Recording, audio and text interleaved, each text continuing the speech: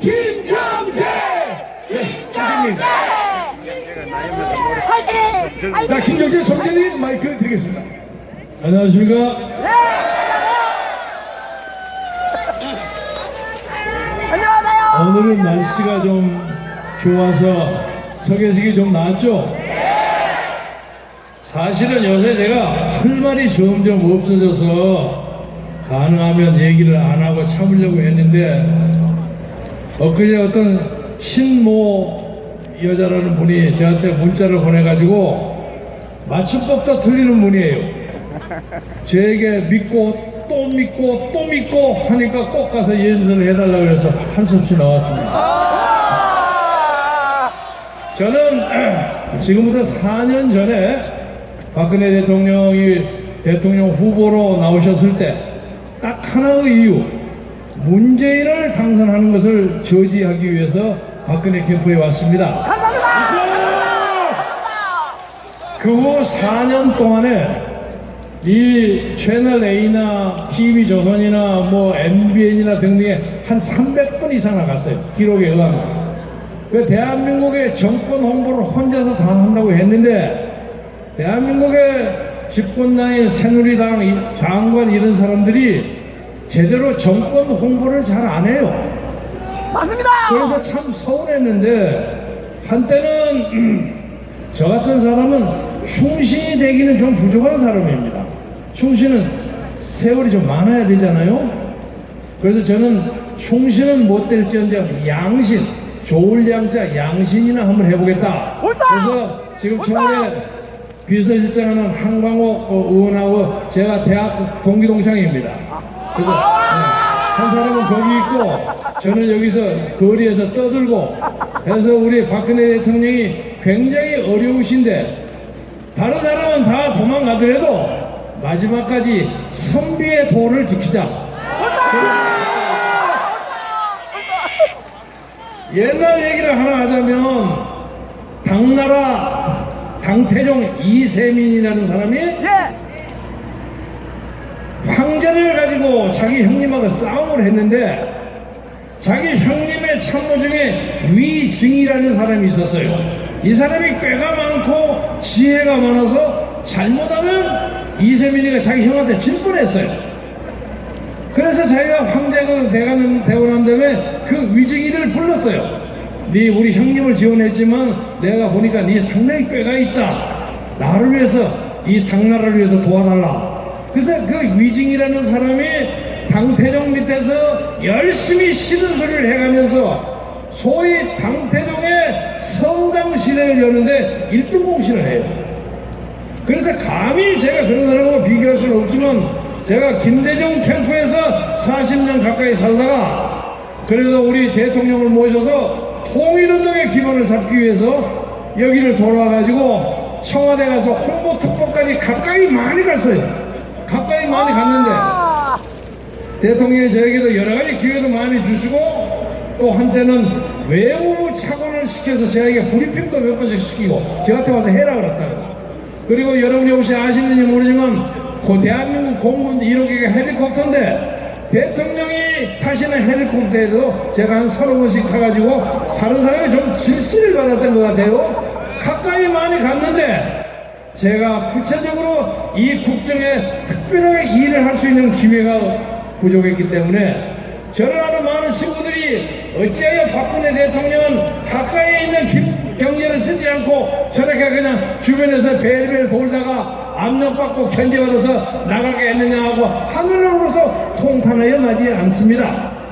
그러나 이렇게 어려운 입장이 되니까 저를 견제했던 사람 그리고 권세를 그렸던 사람 아무도 대통령 근처에 나타나지 않아요. 대통령이 누구에 의해서 탄핵을 당했습니까? 야당에 의해서. 누가 야당에 의해서? 야당은 의뢰 대통령을 비판하는 사람이에요. 야당이 아무리 했다고 할지라도 여당이 가세하지 않아서 탄핵이 안 되는 겁니다. 그러니까 다시 말하면 우리 박근혜 대통령은 자기 때문에 덕박한 집권당의 일부 세력에 의해서 탄핵을 당한 것입니다. 맞습니다. 그렇죠? 네. 그리고 말이죠. 옛날 제가 국회의원 할 때 노무현 대통령을 탄핵한 적이 있어요. 그때 저는 민주당 최고위원이었어요. 그런데 그때는 그 사람들 칭찬하려고 하는 것이 아니라 노무현 탄핵이 국회에서 결정이 되니까 그 열린우리당 한 30몇 명 되는 사람들이 의자를 던지고 책상을 부시고 난리 법석을 하는데 이번에는 통과되니까 아무도 그런 것이 없어. 탄핵이 가게 되면 손에 장을 쥐게 되는 사람도 장도 쥐지 않아. 이 나라의 중심은 어디 있습니까? 선거에 보면, 성경에 보면 바빌론이나 이런 타락한 도시를 구원하기 위해서 의인 한 사람만 있어도 하나님이 그 도시를 멸망시키지 않았겠다 하는 말씀이 있죠. 대한민국의 박근혜 대통령 밑에는 성경에 나오는 의인 한 사람도 보이지 않아요. 맞습니다. 부끄럽고 애통하고 절통한 일입니다. 그런데 대통령이 이렇게 당하고 있는데 집권당에 있는 사람들은 아무것도 안 해요. 아까 누가 나와서 임명진 목사를 비판하는 얘기를 들었습니다. 저도 사실은 임명진 목사를 별로 좋게 생각하지 않았습니다. 그러나 임명진이라는 사람이 딱 들어와서 니들은 왜 책임을 안 지느냐? 책임져라. 저는 그것이 당연하다고 생각하는데 여러분 그 생각 안 합니까? 대통령이 저렇게 몰려 있는데 자기들은 아무 소리 안 하고 가만히 있는 거예요? 말도 안 되죠. 책임을 질지는 모르는 새누리당은 이번에 절체정명 기회에 개혁을 하지 않으면 패족을 자처하는 것입니다. 그래서 저는 임명진이라는 개인 사람이 그 전에 사드도 반대하고 무슨 개성공단 재개하라고 그랬다는 얘기를 들어서 제하고는 이견이 많이 다루는 사람이에요. 그러나 그럼에도 불구하고 적어도 임명진 목사가 와서 큰 소리 꽉 치면서 니들 책임 있는 사람 책임져라. 그렇게 해야만 새누리당이 살아날 수 있다고 저는 생각하는데 여러분 동의하십니까? 맞습니다. 새누리당을 절치부심해서 책임질 사람은 책임지고 국민의 원성을 본 사람은 물러나고 그래서 새로운 사람이 피를 들어서 지금 우리 서경석 목사 같은 사람이 모으는 많은 당원을 모아서 새누리당을 새로 만들어야만 우리가 새 역사를 개척할 수 있는 겁니다. 지금 박근혜 대통령은 탄핵으로 말하면 정치적 탄핵을 당했습니다. 그렇죠? 근데 탄핵에는 정치적 탄핵이 있고 도덕적 탄핵이 있고 법률적 탄핵이 있을 수 있습니다. 근데 도덕적 탄핵의 문제에 대해서는 이론의 여지가 있습니다. 지금 촛불 집회를 우리가 비판을 많이 하죠? 저 촛불 집회에는 우리와 비슷했던 사람도 많이 갔어요. 처음에 많이 갔습니다. 냉정하게 조사해보니까 많이 가서 왜 가냐? 정유라 사건을 싫어하는 사람도 갔어요. 그리고 이 나라에서 책임지지 않는 권력을 누리면서도 책임지지 않는 사람에 대한 불만을 가진 사람도 많이 갔어요. 그것을 좌파, 정부, 친북권자들이 이용한 것입니다. 이제 저 사람들 수는 눈에 띄게 줄어듭니다. 이제는 저기에 있는 사람들은 대부분이 이석기를 지지하는 사람, 통진장 군은 친북 인사, 그 중에는 총무도 있고 그런 사람들이 대부분의 사람들이에요. 저기 있는 수는 전부 그룹입니다. 그러나 여기 있는 사람들은 동원되지 않고 일당 5만원을 받아본 적이 없이 다만 인간 박근혜, 대통령 박근혜 그리고 대한민국을 창설을 위하는 말 없는 자유민주주의 세력이 이 땅에 있다고 생각하는데 여러분 동의하시죠? 그래서 우리는 헌법재판관 9명 중에서 헌법재판소장이 조금 있으면 물러나고 또 여자 한 분 물러나고 한 7사람이 남게 되는데 그 중에서 6사람이 찬성을 해야만 헌법이 탄핵이 가결됩니다. 근데 제가 보기에는 정치적 탄핵을 당했을지언정 법률적 탄핵은 당하기가 어렵다. 따라서 탄핵은 기각된다고 생각하는데 여러분이 제 희망과 같죠? 그래서 지금 대한민국의 특별검사나 이런 사람들이 꼬치를 잡으려고 난리 법석을 쳐요.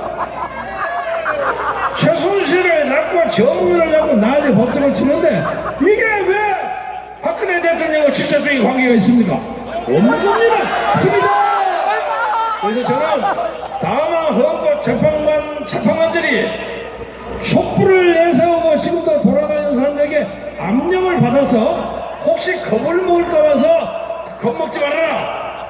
우리에게는 이런 세력이 있으니까 이쪽도 생각해라. 그래서 여러분들 나온 거 아닙니까? 그래서 저는 대한민국 헌법재판관의 양심과 인품을 믿기 때문에 분명히 정의가 옳은 길을 가리라고 생각하고 언젠가 대통령이 탄핵이 기각돼서 새로운 마음으로 직에 복귀되기를 바라고 그렇게 된다고 확신하고 있는데 여러분도 그렇게 생각하시죠? 그런데 또 하나 문제는 요새 특별검사라는 분들이 조사를 열심히 해서 노력을 많이 해요. 뭐 박영수 특검 검사도 제가 개인적으로 좋아하는 검사고, 그리고 또 그 사람도 양식이 있는 분이에요. 열심히 해요. 열심히 하는데 다만 열심히 하는데 어떤 문제를 딱 안 하고 있는 게 있어요. 패브릭 피싱 안 하는 거. 이게 핵심 문제입니다. 제가 여러분과 같이 우렁차게 하나 요구하고 싶은 것은 박영수 특검이 아무리 잘한다고 하더라도 패브릭 피싱에 대한 의혹, 불만, 조작 문제를 확실히 얘기하지 않은 이 특검은 무효다! 무효다! 이 고함을 박영수 특검이 들으리라고 생각합니다.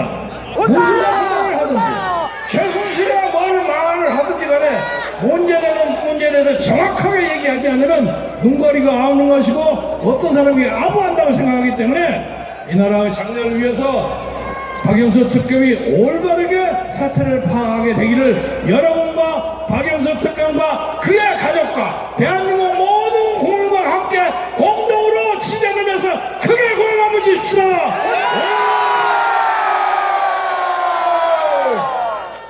말씀을 마무리하면서 여러분에게 북한 김정은이에 대해서 한마디 하겠습니다. 여러분 최근에 태영호 공사가 귀순한 거 아시죠? 북한의 엘리트입니다. 이 사람이 와서 용기 있게 돌아다닙니다. 용기 있게 돌아다닙니다. 그리고 또 다른 어떤 사람이 와서 적어도 100명 내지 500명 정도의 북한 요원이 대한민국 사회에 끼어들었다 그럽니다.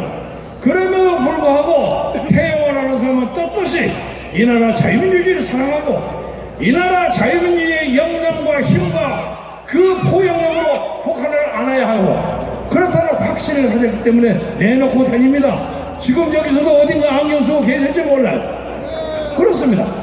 그런데 지금 저 김정은은 지난 5년 동안에 적어도 알려진 것만 해도 340명의 요인을 암살하고 처형함으로써 저 독재 체제를 유지하고 있습니다. 그리고 요인은 지금 유사일의 가장 강력한 제재를 북한에 하고 있습니다. 북한은 마지막에 아슬아슬하고 있습니다. 아슬아슬하고 있기 때문에 자기를 유지하기 위해서 온갖 방법을 다 쓰려고 합니다. 제가 여러분과 같이 공동으로 희망하는 것은 그렇지 않겠지만 저 촛불대모 안에 북한 사람들이 들어와서 이 나라를 근본적으로 흔들어서 우리가 피땀 흘려 쌓은 이 70년의 대한민국의 전통과 저력을 흔들어서 그들의 세력에 맞는 김정은이 발언에 눕히는 그런 기도와 시도는 단호히 배경한다는 것을 여러분 큰 소리로 화답해 주시기 바랍니다.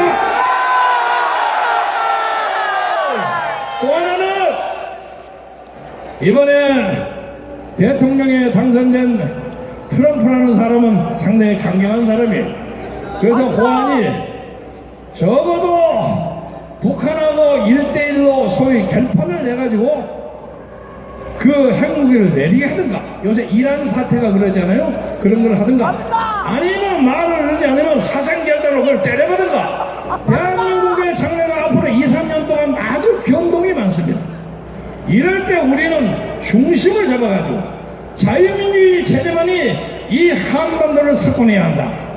그래서 우리의 자유의 풍요로움이 북한으로 넘쳐 흘러가서 북한에서 김정은 체제에서 고난당하는 수많은 2,300만의 북한 동포들의 그 고난과 참담한 비극이 하루라도 빨리 1초라도 빨리 경감되고 없어지기를 바라고, 그러게 하기 위해서 우리가 단단히 마음과 뜻과 정성을 모아가지고 여기서 흔들리는 이 사회를 흔드는 그런 사람을 단호히 배격하고, 그리고 대통령을 흔드는 사람을 단호히 배격해서 이 나라의 힘을 지키는 것만이 진정한 통일의 길이라고 생각하는데 여러분 동의하시죠? 따라서 우리가 나와서 주말에 어디 놀러가지도 아니하고 날씨가 포근하니까 오늘 청계산 올라가기도 참 좋은 날씨임에도 불구하고 여러분이 일부러 여기 와서 태극기 흔들면서 목이 터져라고 하는 것은 우리가 사는 이 땅, 우리의 아이들이 사는 이 땅을 단단히 지켜서 세계에 좋은 나라를 만들기 위한 진정한 애국심의 발로 아니겠습니까? 맞습니다. 또한 그게 첫 번째고, 두 번째는 우리의 싸움은 단순한 좌파와 우파 혹은 남한과 북한의 싸움이 아니라 세계사적인 싸움입니다. 이념의 싸움입니다. 북한은 공산주의도 아닙니다. 저건 야만의 시대입니다. 자유민주주의로 피로삭인 이 자유의 땅을 야만과 싸움을 하려고 하는데, 그 야만에 필붙어가지고 거기에서 앞잡이 노릇을 하는 사람은 우리가 민족 반영의 이름으로서 단호히 처경하고 비판해야 된다고 생각하는데 여러분 동의하시죠? 따라서 우리가 마음만 단단히 먹으면 이 위기를 지혜롭게 극복할 수 있습니다. 아주 쉽습니다. 따라서 첫째는 헌법재판관이 그들의 양식에 따라서 재판을 우리가 밀어주고, 두 번째는 대통령이 다시 그 직에 복귀한다고 할지라도 대통령이 이제 내년 되면 한 1년 정도 남지 않습니까? 그러면 대통령께서 좋은 정치를 펼 수 있는 기회가 너무 짧아요.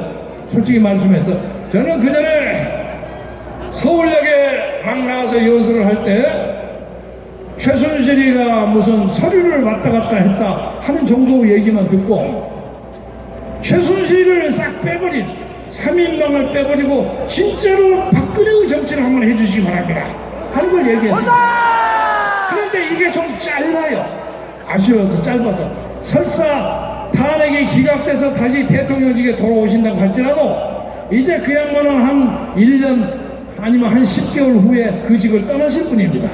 그러니까 그분이 떠나실 때 그분이 명예롭게 돌아서는 그 모습이 아름답게 보이게 하기 위해서 우리가 그분들을 지원하고 우리의 체제를 안전하게 만들고 대통령의 이름을 걸어가서 호오시라고 돈 벌고 나쁘지 않은 사람은 모조리 재산 전부 국고에 회수시키게 한다고 생각하는데 맞죠? 최순실이가 부당하게 번 돈을 전부 국고로, 여러분 국고로 다시는 권력에 빌붙어가지고 정권에 빌붙어가지고 돈 벌고 부당이익 하는 사람은 다시는 이 사회에 존재하지 않게 하는 것이 우리가 하는 이 운동의 궁극적인 목표라고 생각합니다. 말씀을 마감하겠습니다. 날씨 좋은데 여러분 건강 주의하시고, 여러분 내년에 여러분이 원하는 모든 소원 성취하시고, 여러분 아들 딸 잘 낳아서 장가 시집 많이 봐서 좋은 우리 씨 많이 번지고 애기들 손자 손녀 많이 이렇게 만들어서 풍요로운 사회에서 우리 서로 배척하지 말고 포용해서 국민 대통합을 하는 그런 새로운 시대에 사람이 나오면 그 사람이 저 문아무개 같이 무슨 일이 있으면 인권 문제도 북한한테 물어보고 당선이면 북한에 쫓아다니고 이런 사람이 대한민국을 해서는 안 되는 거예요. 그래서 이것이 동시에 우리가 새로운 시대를 여는 새로운 운동입니다. 역사운동이고 철학운동이고 이 모든 것이 또 박근혜 지키기 운동이 통하는 겁니다. 여러분 건강하고 행복하십시오. 대단히 감사합니다. 감사합니다. 김경진 김병!